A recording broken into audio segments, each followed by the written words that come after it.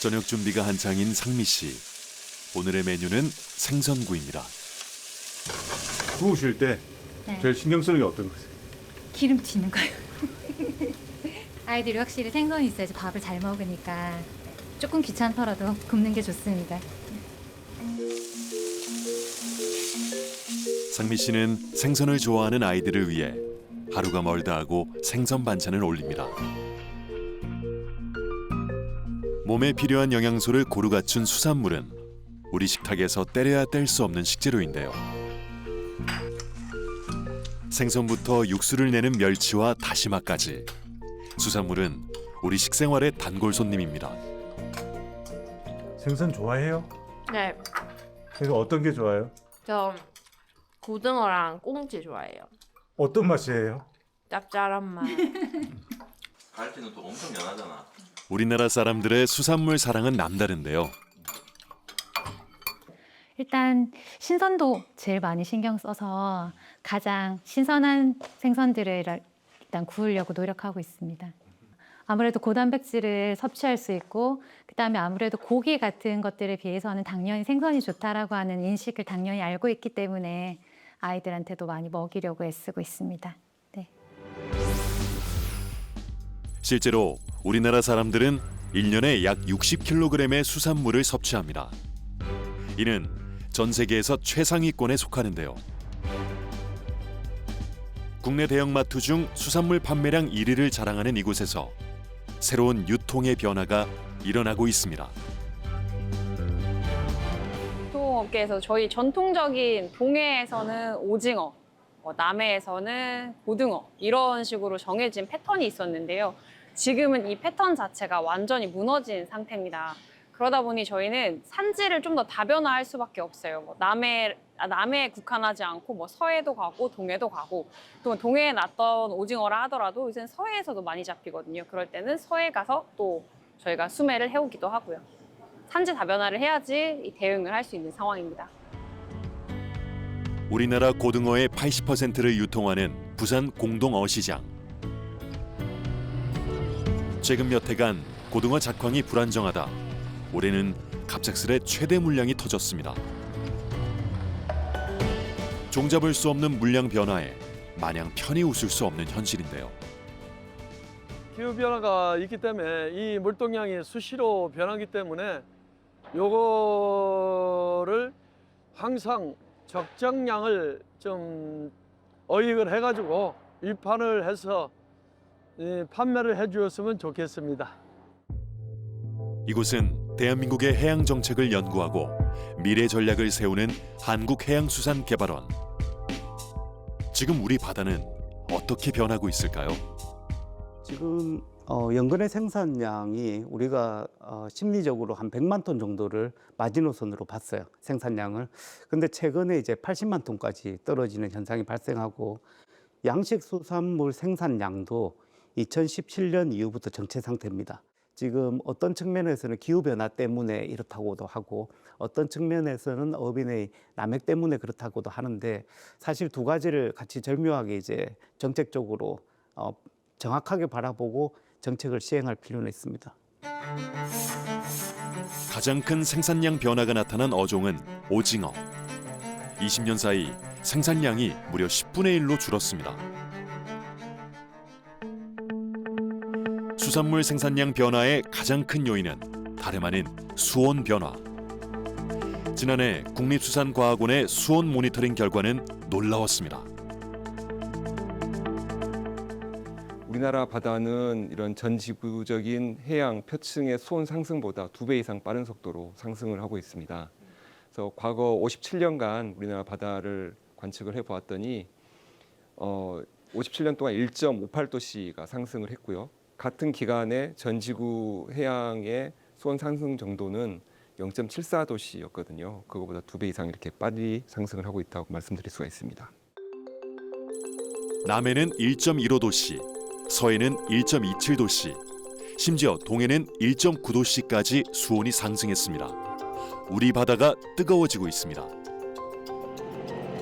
이러한 수온 변화는 생산량뿐만 아니라 어장의 변화까지 가져왔는데요. 지난해 7월 서해에는 오징어떼가 풍어를 이루었습니다.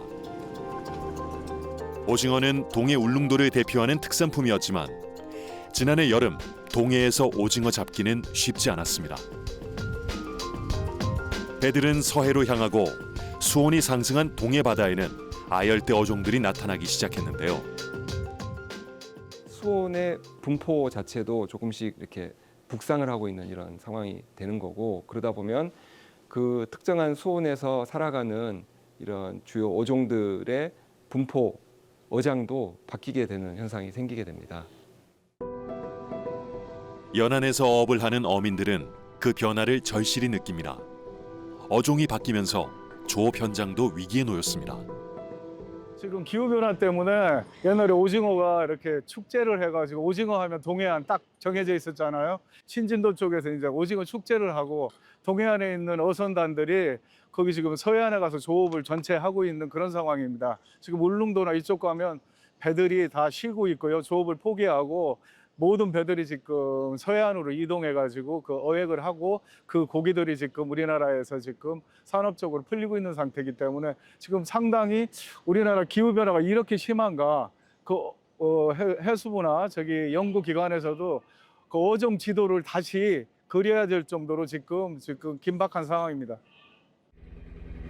강원도 속초에 위치한 대포항 앞바다는 동해의 대표적인 정치망 어장입니다. 추석을 간 넘긴 지난해 10월, 동해에는 어떤 변화가 일어나고 있었을까요? 잡히는 게 예전하고 좀 달라집니까? 네, 어종들이 많이 틀려요. 이전에 있던 이제 우리나라에서 이제 연근에서 나누는 어종들하고 지금 이렇게 이제 나누는 어종들하고는 한 몇 년 사이 나누는 어종들이 많이 차이가 많이 나요. 지금. 네. 바다의 수온 변화는 조업 현황에 많은 영향을 미치고 있습니다. 과거 10월은 이른 명태와 꽁치, 오징어로 가득했을 시기. 하지만 명태와 꽁치가 종적을 감췄고 최근 오징어까지 사라지고 있습니다. 그물에 가득한 이 녀석들은 대표적인 난류성 어종인 만세기입니다.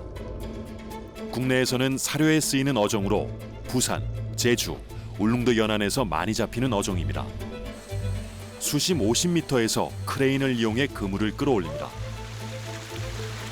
일기만 좋으면 매일 출항해 6개의 정치망 그물을 확인합니다. 그물 가득 들어찬 만세기 떼 속에 고등어와 방어도 드문드문 모습을 드러냅니다.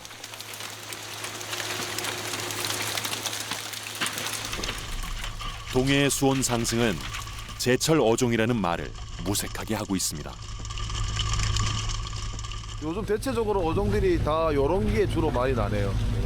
이거 아무래도 고소온 때문에 이제 저 크는 속도가 그 기존보다 이제 많이 좀 이렇게 늦게 좀 크는 것 같아요. 근데 이것도 이제 뭐 기후 변화 때문에 아무래도 이런 현상이 좀 일어나는 것 같아요. 지금.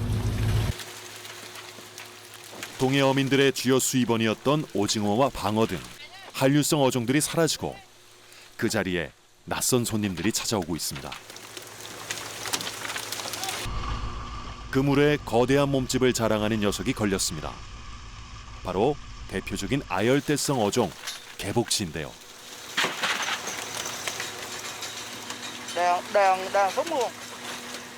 요즘 동해에서 심심찮게 그 모습을 드러내고 있다고 합니다.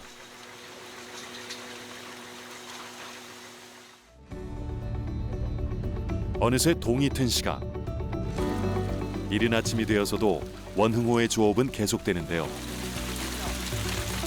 수많은 어종이 뒤섞인 어선 위. 오늘의 조업으로 수조가 가득 찼습니다.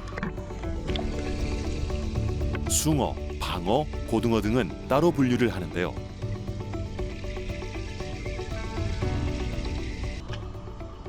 수조 안에 낯선 고기 한 마리가 눈에 띕니다.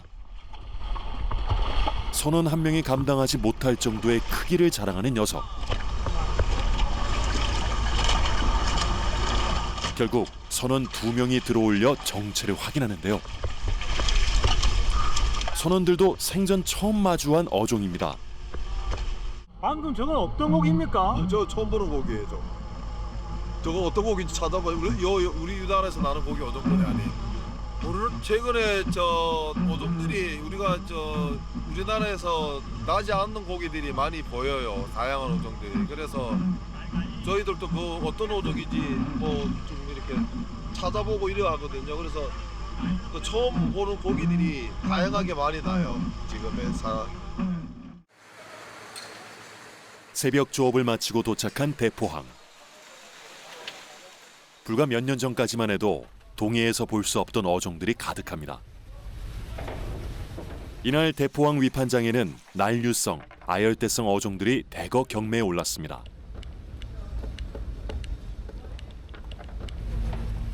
단연코 사람들의 눈길을 사로잡은 어종은 바로 개복치. 요즘 개복치와 함께 참다랑어 역시 연안 곳곳에서 모습을 드러낸다는데요.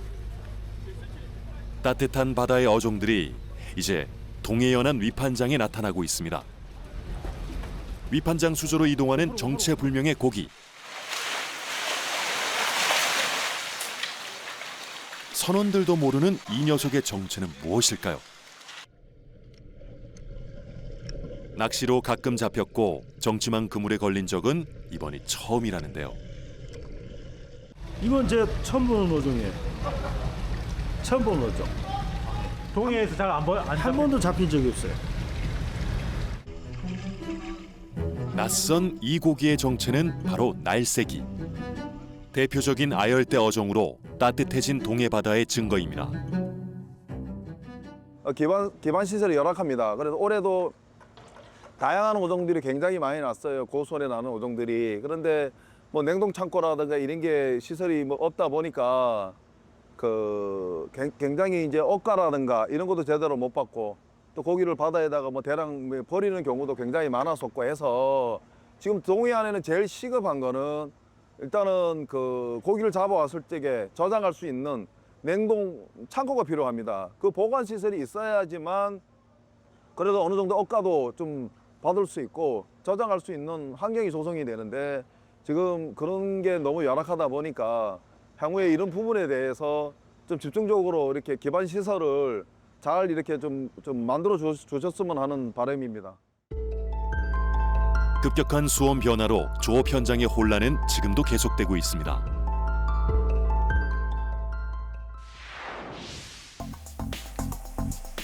미래수산자원의 지도를 다시 그리기 위해 투입된 국립수산과학원의 조사선 탐구 22호가 분주히 출항을 준비하고 있습니다. 우리나라 배타적 경제수영대 현장 조사를 통해 수산 자원이 어디에 얼만큼 서식하는지 그리고 크기와 생태적 특징 등은 어떠한지 자원 상태를 파악하고 그들이 서식하고 있는 해양 환경을 조사하여 어떠한 변화 양상을 보이고 있는지 파악하는 것이 목적입니다. 탐구 22호는 다양한 현장 조사를 통해 바다의 변화를 파악합니다. 이번 조사는 12일간 동해와 남해, 제주 해역을 중심으로 해양 환경 조사, 난자 치어 조사, 트롤 조사 등 수산자원 관리를 위한 기초 조사들을 실시했는데요. 가장 먼저 시작된 조사는 난자 치어 조사. 난자 치어 조사의 핵심 장비 봉고 네트를 수심 95m까지 내리기 시작합니다. 그물을 수직으로 내렸다가 비스듬히 끌어올려 전 수심층에 있는 알과 치어를 수집하는데요. 이를 통해 산란지 파악, 종의 변화, 생존율 예측 등을 계산합니다. 특히나 이런 어란 자치어 같은 경우에는 이런 종들이 유역 능력이 그렇게 좋지 않기 때문에 이 해역에서 지금 이 종이 잡혔다는 것은 이 어종의 산란장일 가능성도 있고 그리고 지금 이 수온에 이런 어종이 서식하고 지금 태어났다 이렇게 알 수 있기 때문에 이번에는 트롤 조사를 실시합니다. 바다에 트롤망을 투하한 후 채집한 어종을 모니터링하는 조사입니다. 지금은 일단 전개판이 잘 벌어져 있고요. 그리고 장력도 안전하게 잘 걸리고 있고 그리고 어종도 여기 가끔씩 나오는 수치가 있는데 어종도 잘 안전하게 지금 예망이 되고 있다 이렇게 볼 수 있는 상태입니다. 30분 후 트롤망을 끌어올립니다. 이곳 해역에서 채집한 어류들의 서식 현황을 밝혀주는 기초 연구입니다. 이 어류들은 선상 내 작업실로 이동해 어종 분류 작업을 거칩니다. 선내에 위치한 작업실, 이곳에서 다양한 어종을 마주하게 되는데요. 네, 일단 저희가 먼저 종을 나눠야 되거든요. 그래서 지금 여기 보시면 참돔이 있고 이렇게 꼼치가 있는데 이 두 종이 이제 다르기 때문에 분류를 해서 측정을 진행하게 됩니다. 분류된 어종은 크기와 무게를 파악하고 어떤 먹이를 먹고 언제 산란하는지 분석하기 위해 생식소, 내장기관 등을 적출합니다. 이번 조사를 통해서도 아열대성 어종의 유입 증가와 어장의 북상이 나타났는데요. 2021년 독도 인근에서 처음으로 발견된 참다랑어의 알이 현재는 개체수와 밀도가 증가하여 남해 전역으로 광범위하게 확대되어 출현하고 있습니다. 그리고 최근 100kg 이상 크기의 대형 참다랑어가 동해에 지속적으로 관찰되고 국내에서 처음 보고된 열대 아열대성 어종이 계속해서 출현하는 등 수산 자원의 분포 변화가 가장 대표적으로 나타나고 있습니다. 매년 심각해지는 고수온 현상. 그리고 고수온과 함께 연안 어업을 위협하는 재앙도 자주 출몰하고 있습니다. 바로 적조입니다. 최근 수온 상승으로 인해 적조 피해를 입은 어가 수가 크게 늘어나고 있는데요. 특히 지난해는 길었던 폭염 때문에 적조 피해가 심각했습니다. 6년 만에 남해를 찾은 적조의 습격으로 수많은 어가가 직격탄을 맞았습니다. 일단 저희 어장 같은 경우에는 능성어 한 2톤, 방어 2톤, 그리고 고등어 한 3,000미 정도 지금.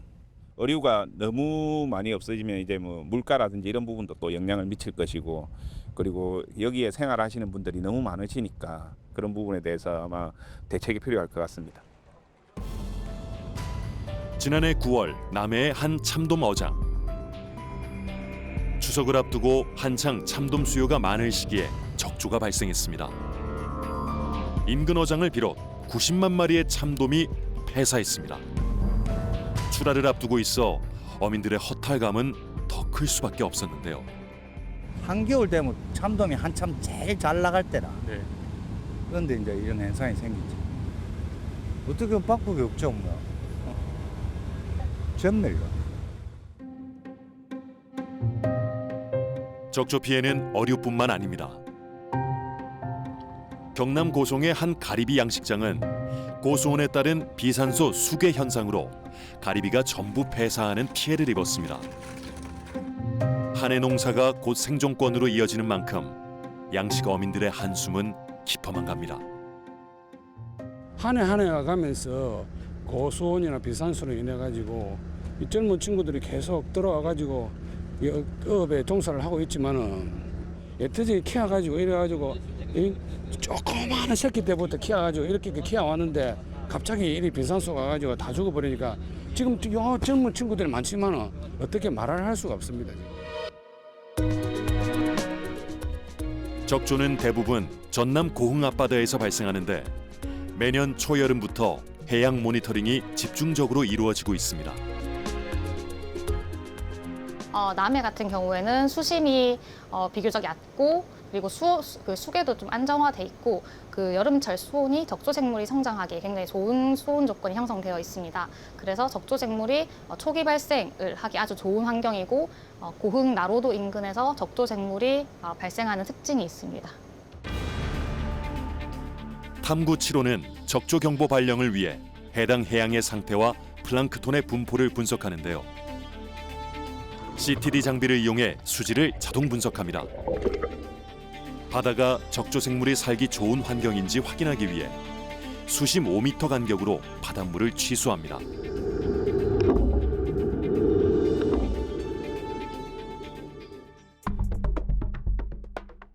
국립수산과학원 남해수산연구소. 이곳에서 해수 정보를 분석하여 적조 특보를 발령합니다. 적조 플랑크톤은 식물성이라 평소에는 어류의 먹이가 됩니다.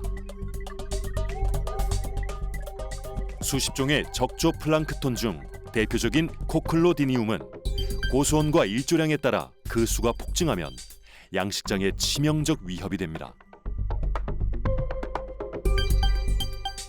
물 한 두세 방울 정도로 생각하면 됩니다. 물 두세 방울에 얘네들이 1000마리가 있다. 이렇게 되면 저희는 적조 경보를 내리게 됩니다. 코클로디니움, 지금 계속 얘기하고 있는 코클로디니움이라는 종은 다른 식물 플랑크톤에 비해서 점액성 물질을 다량으로 분비하는 생물입니다. 그래서 이 친구들이 대량으로 어류 아가미에 이제 붙게 되면은 어류 아가미의 산소 교환 능력을 이제 저하시키고 그걸로 인해 어류가 이제 호흡을 하지 못해서. 그러면 쉽게 말하면 물 속에서 질식사. 그렇죠. 어류가 이제 수중에서 호흡을 못 하게 되니까 질식사를 하게 되는 거죠. 적조 발생 후 현장에서는 피해를 줄이기 위해 황토를 살포합니다. 황토는 적조 플랑크톤을 부착시켜 침전시키는 효과를 내지만 아직까지 적조를 완전 소멸시키는 방법은 없습니다.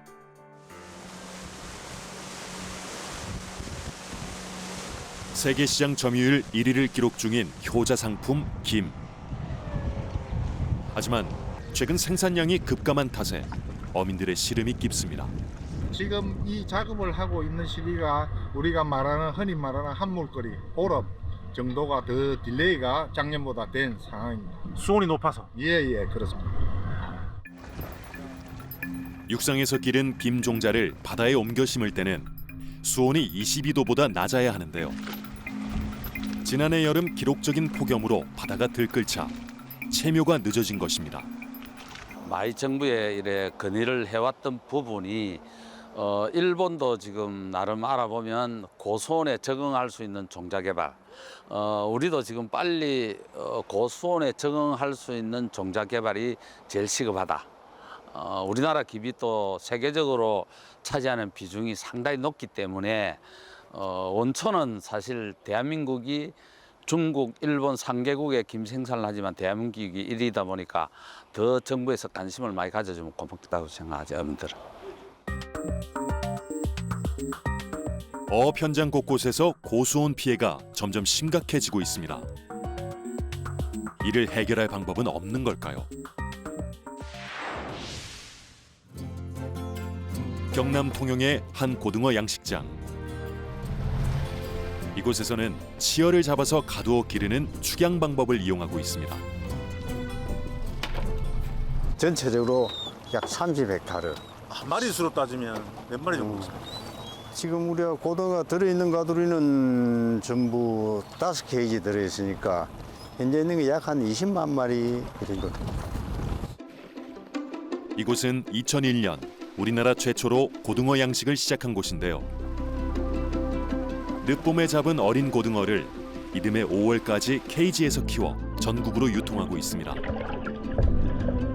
수심 30m 해역에 직경 25m의 가두리망을 설치, 마리당 350g의 상품성 있는 고등어로 판매합니다.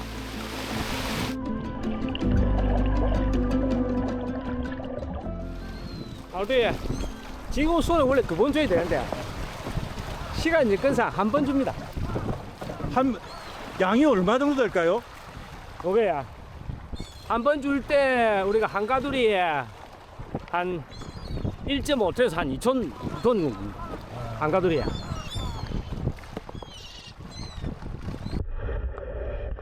축양 방식은 고등어를 일정 기간 관리해 품질을 높이고 출하 시기를 조절할 수 있다는 장점을 가지고 있습니다. 어업의 안정성을 확보하는 하나의 선택지입니다. 고등어는 좋은 환경에서 잘 기르면 정말 맛있는 고급 어종입니다. 그래서 약간의 시일이 좀 걸리겠지만 언젠가는 우리나라 최고의 국민 생선, 국민회로 자리를 잡게 될 것입니다. 그리고 수요도 늘어나게 될 거고 또 저희들도 양식도 더 활기를 띠게 되고 어떤 전성시대가 올 걸로 그렇게 저는 잔뜩 기대를 하고 있습니다. 국립수산과학원의 거제육종연구센터.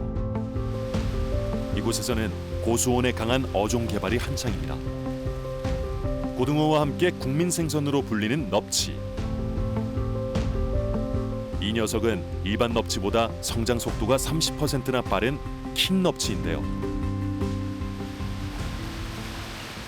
길이는 지금 80에서 한 90cm 정도 될 거고요. 무게는 7-8kg. 예. 저 정도면 아주 상품성이 뛰어난. 이 정도 크기면은 시장에 없어요. 킹넙치는 2004년 개발에 착수해 현재까지 9세대 핵집단까지 만들어진 국내 육종 기술의 대표 상품인데요. 2010년부터 민간에 보급되고 있습니다. 일반 너치 같은 경우는 지금 한 12개월 정도 소요된다면은 킹너치 같은 경우는 10개월. 어떤 때 빠르면은 잘 키우는 집 같은 경우 이제 8개월 만에 1kg를 만들어서 출하를 할 수 있습니다. 넙치를 빠르게 키우면 그만큼 생산 원가를 절감할 수 있습니다. 킹넙치 같은 품종의 개발은 곧바로 어가 수익 증대로도 이어지는데요. 20년이 넘은 넙치 품종 연구는 현재 고수온의 강한 넙치 개발로 이어지고 있습니다. 걔네들의 어미들, 엄마와 아빠를 그 친자 확인 기술로 찾아가지고 그 다시 그 어미와 암컷과 수컷, 엄마 아빠를 가지고 이제 새끼를 만들면은 걔네들은 1세대, 고수온 내성 1세대로 만들어질 수 있습니다. 육종은 시간과의 싸움입니다. 고수온에 강한 품종 개발까지 최소 4년이 걸린다고 합니다. 계속 기후 변화라든지 지금 남획이나 기후 변화에 따라서 바다에 있는 저희가 먹을 수 있는 수산물들은 점점 줄어들 거고, 그로 인해서 저희가 수산물을 섭취하기 위해서는 양식밖에 답이 없다고 저는 생각을 합니다. 국내 넙치 생산량의 60%를 차지하는 제주도. 김성석 씨는 이곳에서 31년째 넙치를 기르고 있습니다. 양식장은 수온 조절이 가장 중요하다는 그는 제주 바다의 온도 변화를 절감하고 있습니다. 겨울철 최저 수온이 한 12도 내외였는데 지금 현재 겨울철 최저 수온이 14도 내외입니다. 그러니까 한 2도 정도 상승했다고 저희는 체감하고 있습니다. 변온 동물이기 때문에 수온에 따라서 자기 체온을 유지하고 변화하고 이럽니다. 그렇기 때문에 2도의 그 체온 변화는 엄청난 게죠. 사람도 1도 정도 체온이 올라도 열이 엄청나는데 물고기한테 겨울철에 뭐 2, 3도 뭐 특히 뭐 체온이 올랐다 그럼 심각한 거죠. 결국 육상 양식업도 자연 해수를 사용하기 때문에 환경에 의존할 수밖에 없습니다. 변화한 수온은 시설 관리의 한계를 드러내고 새로운 대응을 요구하고 있습니다.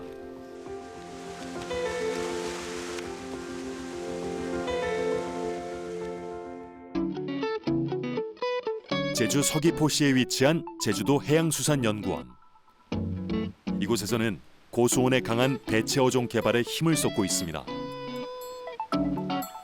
지난 2025년 9월 오랜 연구 끝에 고수온에 강한 아열대성 어종 긴꼬리 뱅에돔의 실증 연구가 시작됐습니다.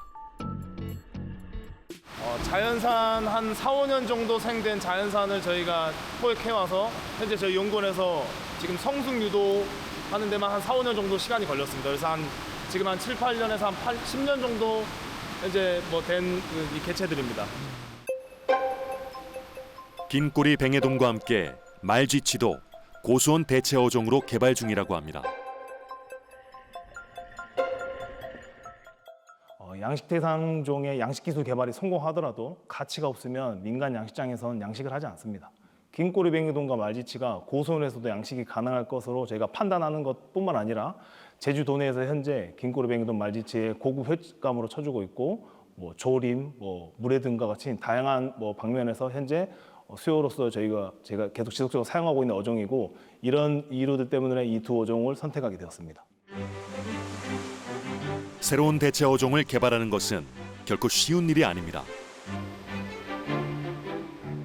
선행 연구가 전혀 없기에 참고 자료 하나 없이 새로운 도전을 이어가야 하는데요. 1kg짜리 긴꼬리 뱅에돔이 자연산 저희가 포획해서 한 2kg 이상 평균까지 크는데 약 시간이 한 4, 5년 정도 걸렸고, 그 이후부터 이제 인위적인 성숙 유도 그걸 통해서 일단 자연 산란에는 성공했고 성공한 수정란을 이용해서 종자 생산까지 올해 성공하게 된 겁니다. 앞으로 이 치어들을 바탕으로 대량 생산 체계 구축을 위한 다양한 연구를 추진할 계획입니다.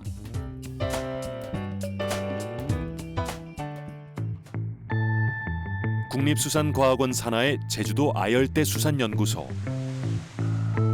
이곳도 고수온에 강한 대체 어종 개발에 박차를 가하고 있습니다. 이 녀석이 바로 28도씨 이상의 고수온에서 잘 성장하는 벤자리인데요. 남해안에서 수온 상승기에 잡히는 대표적인 어종입니다.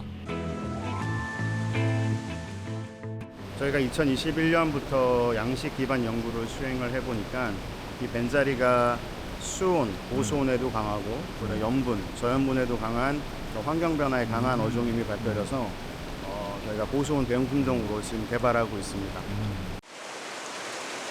새로운 양식 품종을 만들기 위해서는 수많은 노력과 시간이 필요합니다. 어미 집단을 구성하는 데에만 여러 해가 소요되죠. 하나의 집단을 만들려면 못해도 200에서 300여 마리는 수집을 해야 되는데 연구를 시작할 때 가장 힘든 점 그런 어미들을 수집하는 일이 가장 힘든 부분이라고. 자연에서 포획을 해야 되는 건가요? 네네.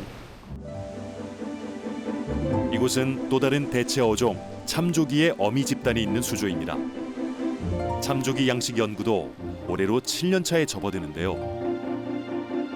한 품종을 산업화시키는 데는 평균 10년 이상의 기간이 소요된다고 합니다. 다른 개체들에 비해서 성장이 빠르고 형태가 좋고 또 채색이 뛰어난 개체들을 좀 선별해서 저희가 앞으로 이제 산업화를 위한 육종 기초 집단으로서 구축을 해놓은 어미 집단이라고 말씀드릴 수가 있습니다. 바다의 상황은 더 이상 예측하기 어렵습니다. 최근 참조기 어획량은 해마다 감소하고 조업의 불확실성은 커져만 가는데요. 변화하는 바다 앞에서 양식 산업의 역할도 커지고 있습니다. 우리나라의 주요 양식 어종인 넙치, 조피볼락 같은 경우에는 28도씨 이상의 고수온에 굉장히 좀 취약한 부분들이 있습니다. 그리고 양식 산업이 그러한 주요 양식 어종에 집중되어 있는 경향이 있기 때문에 새로운 신품종을 개발을 함으로써 고수온으로 인한 피해를 줄일 수가 있고요. 그리고 또 특정 어종에 집중되는 그런 산업적인 구조를 좀 개선할 수 있는 전략이 될 수 있다고 생각합니다. 네. 아열대 수산연구소에 마련된 지름 23m, 수심 8m의 국내 최대 규모의 수조. 이곳에서는 빛과 수온을 인위적으로 조절할 수 있는데요. 이 거대한 수조에서 새로운 양식 연구가 진행되고 있습니다. 대표적인 아열대성 어종인 참다랑어입니다. 미래 양식 먹거리를 위한 새로운 도전입니다. 기존에 있는 양식 품종들이 그 환경 변화에 계속 적응을 할 수가 없습니다. 가두리라는 제한된 환경에서 서식을 하기 때문에 원래 자연 상태에 있는 개체들은 이제 도망도 가고 피해서 가는데 그렇게 할 수 없으니 새로운 양식 품종이 대체돼야 되고 그리고 기르는 어업으로 그렇게 가야 하는 거고 그다음에 자연 상태에서 잡히는 것들은 종이 바뀌면 또 그거에 맞춰서 또 잡아서 이렇게 또 연구가 또 진행돼야 되고 이렇게 좀 공존을 해야 될 필요가 있다고 저는 생각을 하고 있습니다. 수산시장에서도 수요의 변화를 느낄 수 있습니다. 국산 수산물의 공급이 흔들릴수록 수입산의 비중이 커지는데요. 소비자들은 자연스레 안정적인 물량의 수산물을 선택합니다. 우리가 수출을 지금 30억 불을 수출을 하고요. 60억 불을 수입을 합니다. 그 대표적인 어종들이 새우나 연어 등이고요. 우리가 노르웨이 연어, 고등어도 수입을 많이 하죠. 수입산 수산물, 특히 선진국에서 수입되는 수산물에 대한 안전성 문제도 있고 하니까 선호도가 높아진 건 사실입니다. 소비자들이 이제 일관성 있는 품질에 대한 점수를 많이 매겨주는 그런 상황이기도 합니다. 우리나라의 인구 감소도 수산업 발전의 위험 요소로 등장하고 있습니다. 절대 수요가 줄어들기 때문입니다. 15년생들이 한 50만 명 밑으로 떨어졌더라고요. 제가 60년대 말쯤에 태어난 사람인데 저희가 80만에서 100만까지 왔다 갔다 합니다. 인구가 반토막 난 겁니다. 15년생들이 10년 후에 저희 그 수산물 소비 시장에 진입할 텐데 걱정입니다. 만약에 노르웨이의 예를 들면 노르웨이가 인구가 한 550만 정도 됩니다. 근데 한 133만 톤의 연어를 생산합니다. 이 연어의 대부분을 수출하고 있습니다. 저희도 이 선례를 따라야 되지 않을까 하는 생각입니다. 수온 상승과 인구 감소로 위협받는 한국 수산업. 새로운 돌파구는 어디에 있을까요? 이곳은 노르웨이의 제2의 도시로 불리는 베르겐. 베르겐은 중세시대 유럽의 대구 무역을 독점하며 크게 성장했습니다. 유네스코 세계유산으로 지정된 이 목조 건물은 그 당시 생선을 저장하던 창고였는데요. 이처럼 오랜 역사를 가진 수산도시 베르겐. 매년 여름 시즌 축제 때는 약 20만 명이 이곳을 방문합니다. Several hundred thousand of people that come here. During the summer period, here is full every day. This is all traditional food. It's something that they always have. Also the whale meat, you have the herrings, you have the mackerel. You don't have only salmon. Salmon is the most famous one, maybe. 노르웨이의 대표 수산물인 연어는 수산물 수출의 90% 이상을 차지합니다. 노르웨이 연어 양식은 어떻게 시작됐을까요?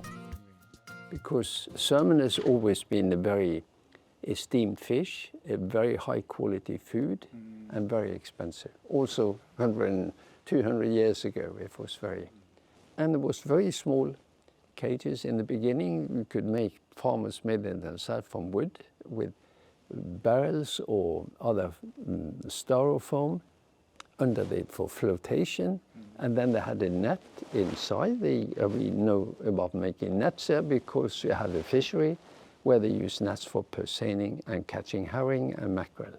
So net making was something we knew, and that's how it started. And then we started with and we are also raw fish from the wild fishery we could feed to the salmon. So that's how it started in the early 1970s.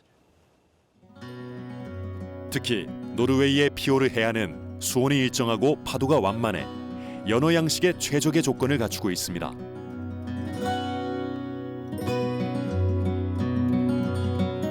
이곳은 양식 인허가 업무를 보는 노르웨이 수산청.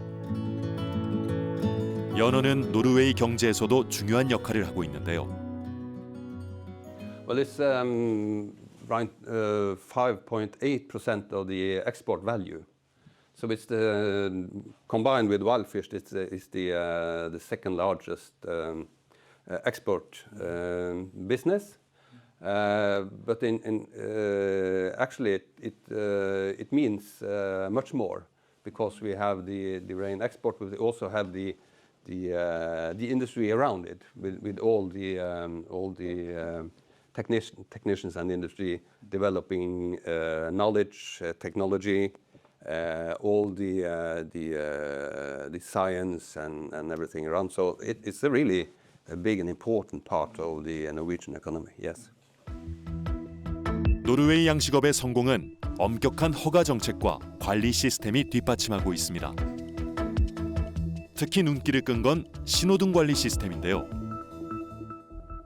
If the conditions for the wild salmon is okay, then we could say green, and the producers are allowed to grow each second year. If it's in yellow, then it's tend to be danger, and they are not allowed to grow. And if it's measured red on behalf of the wild salmon, then they are obligated to take down their production with several percent. 이곳은 연어 양식의 중심지 노르웨이의 트론헤임입니다. 세계 2위 규모의 연어 양식 업체가 이곳에 본사를 두고 있는데요. Hello and welcome to Norway. This is the Salmon Nation. 별도의 홍보관을 만들어 연어 양식의 역사부터 생산 과정, 가공과 유통에 이르기까지 연어 양식 산업의 전반을 관람객들에게 홍보하고 있습니다. So what we want to do here is showcase everything that we're doing in the salmon aquaculture industry in Norway.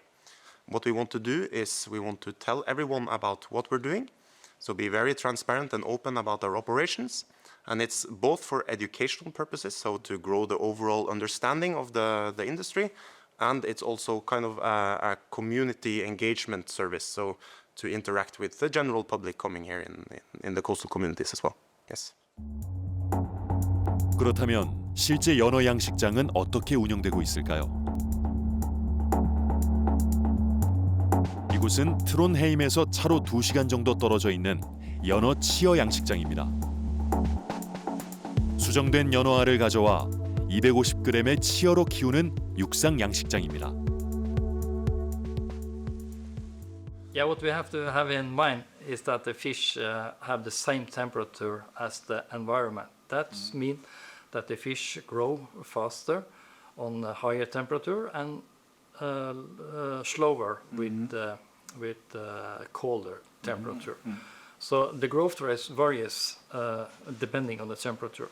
And one cycle on land in these facilities takes between 9 to 12 months. 이 치어 양식장의 가장 큰 장점은 라스 시스템입니다. 제한된 자원인 물을 재활용하고 수온을 적정 온도로 유지하는 친환경 기술입니다. That you reuse 99% of the water all the time. That means that you only add 1% new water at all the time.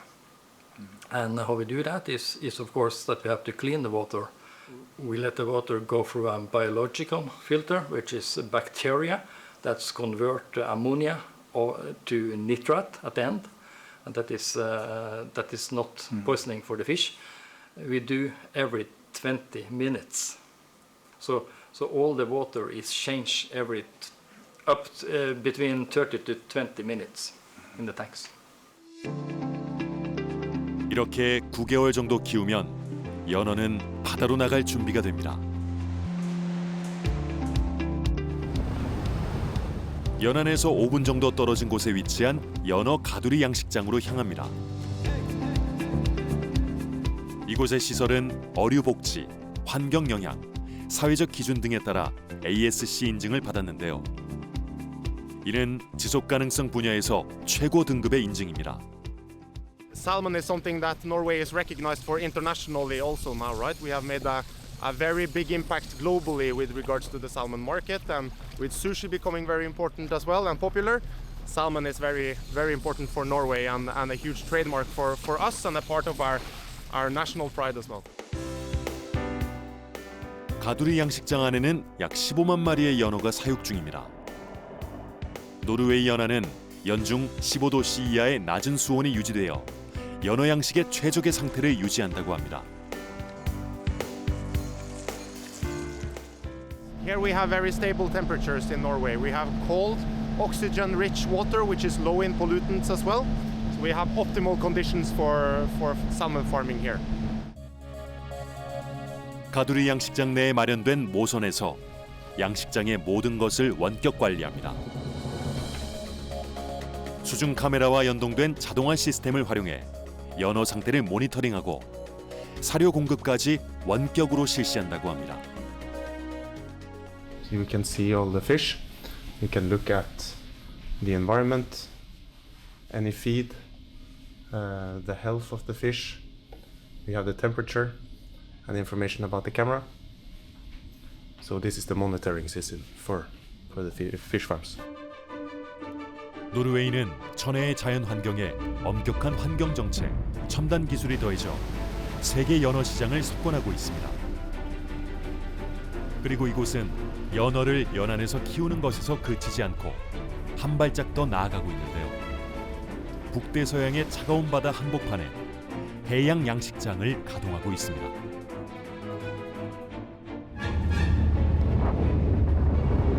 Welcome to Ocean Farm. 이 해양 양식장은 바다 한가운데 설치된 직경 110m, 높이 69m의 거대한 구조물입니다.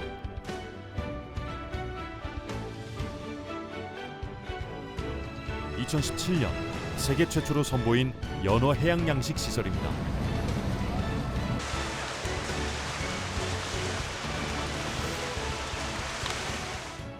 This is pioneering technology and innovation, the first of its kind an ocean farm, here out in the exposed sea outside Frøya in Norway. Inside here we have a little over 1 million salmon. They came here a few months ago and they will be here for a full year before we take them into harvest. 이 하나의 구조물 안에서 최대 160만 마리의 연어를 기를 수 있다고 합니다. 반잠수식 설계를 통해 거친 파도와 바람에도 흔들림 없이 떠 있을 수 있는데요. 이곳 역시 관제실의 모니터를 통해 연어의 움직임과 상태를 실시간으로 모니터링합니다. 단 4명의 인원만으로도 이 거대한 시설 전체를 운영할 수 있습니다. 노르웨이 양식업의 지속 가능한 대안으로 평가받고 있다고 합니다. As you know, 70% of the globe is water, but less than 5% of the global food production happens at sea. There is a huge potential here, and you can see this farm, it's massive, but in the big ocean, this is just a tiny circle. 양식 연어의 마지막 행선지는 프레야의 가공 공장. 이곳에서 연어는 2시간여의 가공 과정을 거쳐 세계 각국으로 수출됩니다. Well, it's different on the sizing. Like we have the Japanese customer, they prefer to have 4 to 6 in general. In South Korea, they prefer to have 6 kilogram up, 6 to 7 kilos. Then we have Taiwan, that the bigger the better, so they like to have 8 kilogram fish. 이 가공 공장은 단순한 가공 시설을 넘어 지역 공동체를 유지하는 주요 거점으로 기능하고 있습니다. 800 in this facility, but also people on the seasides. Also, all the supplier industry companies, it adds on to everyone to having this industry in the small communities along the Norwegian coast. And there are many stories like SalMar, other companies, other areas as well. So it's basically what keeps the coastal areas alive, this industry. Very important. 이곳은 트론헤임 시내에 있는 해저 탐사 컨설팅 회사입니다. 양식장의 인허가에 필수적인 해저 지형 데이터 분석 기술을 보유하고 있는 곳인데요. 양식장이 해당 해역을 오염시키지 않도록 까다롭게 조사합니다. Long process and takes years in order to make sure that we can actually be able to put the salmon in the cages. So you first have to make a whole load of documents and make sure that the environmental basements for the salmon are there.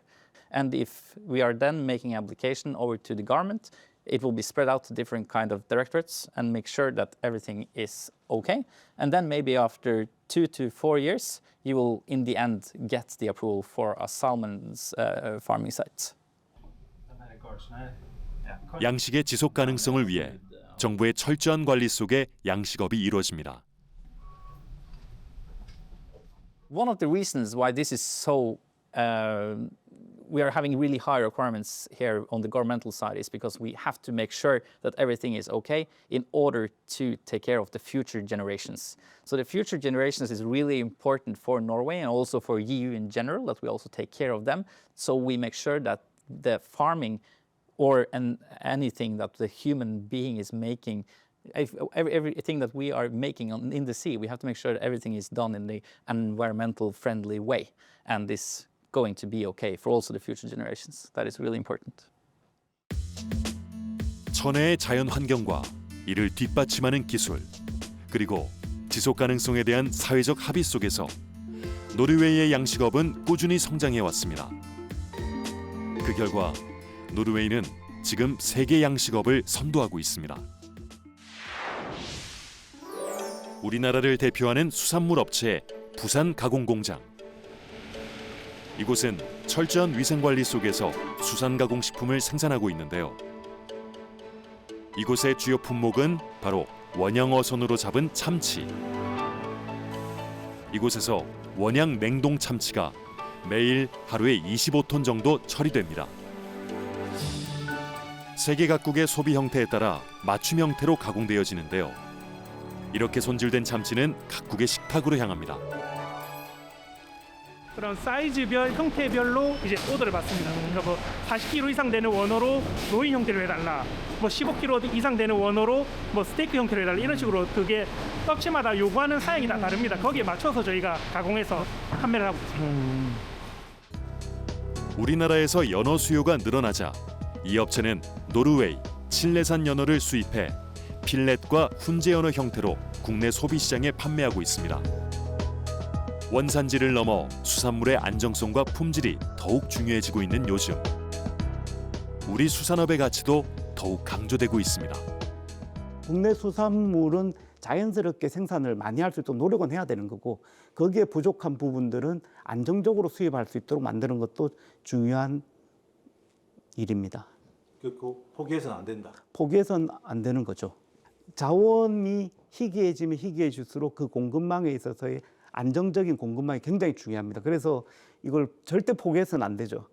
그리고 지금 자주 먹는 이런 수산물들이 시장에서 없을 때의 이런 문제들을 생각해 보면 뭐 포기할 수 없는 일이죠. 네. 기후 변화로 인한 수온 상승과 자원 고갈로 위기에 놓인 우리의 바다. 어업 현장의 대응책 마련과 함께 위기를 기회로 바꿀 새로운 도전이 시작됩니다.